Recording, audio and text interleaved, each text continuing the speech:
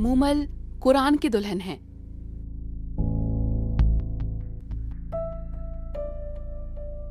السلام علیکم ورحمۃ اللہ وبرکاتہ۔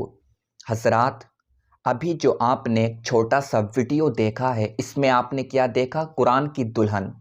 قرآن کی دلہن اس لڑکی کو بتایا گیا ہے، یعنی اس لڑکی کی شادی قرآن کے ساتھ کروائی گئی ہے، معاذ اللہ۔ اس ویڈیو کی حقیقت کیا ہے، اس ویڈیو کی سچائی کیا ہے، میں آپ کو بتاتا ہوں، کیونکہ یہ ویڈیو سوشل میڈیا پر بہت تیزی کے ساتھ میں وائرل ہو رہا ہے۔ غیر مسلم لوگ مسلمانوں کے اوپر اعتراض کر رہے ہیں کہ مسلمان کیسی کیسی حرکت کرتے ہیں۔ اس وجہ سے میں یہ ویڈیو بنا رہا ہوں تاکہ لوگوں کے سامنے حقیقت آ جائے، سچائی آ جائے کہ حقیقت کیا ہے، سچائی کیا ہے۔ یہ جو ویڈیو ہے یہ پاکستان کے ایک سندھ علاقے کی ویڈیو ہے۔ وہاں پر یہ ناجائز بیہودہ رسم منائی جاتی ہے، اور میں ان لوگوں سے کہنا چاہتا ہوں جو اسلام کے اوپر اعتراض کر رہے ہیں، جو مسلمانوں کے اوپر اعتراض کر رہے ہیں کہ اس ویڈیو سے مسلمانوں کا کوئی تعلق نہیں ہے۔ اسلام کے اندر ایسی بیہودہ رسم کی پرمیشن نہیں ہے۔ اسلام کے اندر فقط مرد اور عورت کا نکاح ہو سکتا ہے، مرد اور عورت کی شادی ہو سکتی ہے، اس کے علاوہ کسی اور کی شادی نہیں ہو سکتی ہے۔ یہ بیہودہ رسم پاکستان کے ایک سندھ علاقے میں منائی جاتی ہے، اور وہ لوگ یہ بیہودہ، یہ ناجائز رسم کیوں مناتے ہیں، میں بتاتا ہوں کیوں مناتے ہیں۔ وہ لوگ دولت کے نشے میں اندھے ہو چکے ہیں، انہوں نے آخرت کو بھلا دیا ہے، وہ ظالم لوگ ہیں، اس وجہ سے یہ ظالمانہ رسم مناتے ہیں۔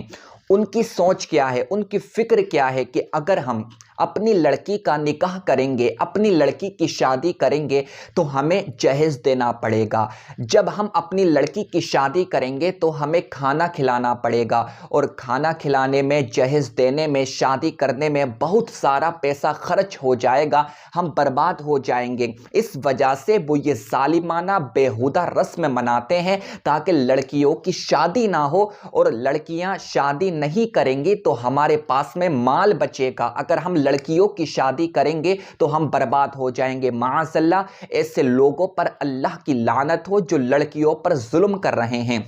جو لڑکی آپ نے ویڈیو میں دیکھی ہے، اس لڑکی کا نام مومل ہے۔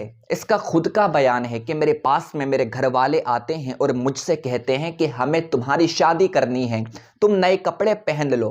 مومل کہتی ہے کہ میں نے نئے کپڑے پہنے، میرے پاس میں قرآن لے کر وہ لوگ آتے ہیں میرے گھر والے، اور مجھ سے کہتے ہیں کہ تمہاری شادی ہم نے قرآن سے کروا دی ہے، اب تم دوبارہ شادی کا نام مت لینا۔ آپ دیکھو کیسی بے حیائی ہے، کیسی ظالمانہ رسم ہے۔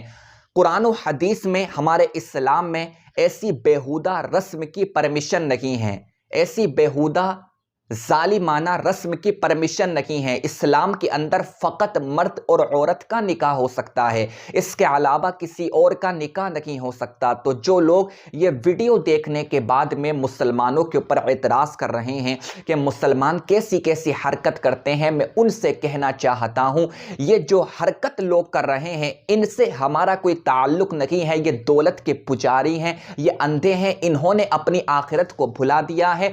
ہمارا ایمان ہے جو قرآن و حدیث میں لکھا ہوا ہے ہم اسی پر عمل کرتے ہیں، اور مرد اور عورت کے سوا کسی اور کی شادی نہیں ہو سکتی ہے۔ مرد عورت سے ہی شادی کر سکتا ہے، اور عورت مرد ہی سے شادی کر سکتی ہے، عورت کی شادی قرآن سے نہیں ہو سکتی ہے۔ اور جو ظالم لوگ یہ ظالمانہ رسم مناتے ہیں، یہ بیہودہ رسم مناتے ہیں، وہ قرآن مقدس کی بے ادبی کر رہے ہیں، قرآن مقدس کی توہین کر رہے ہیں۔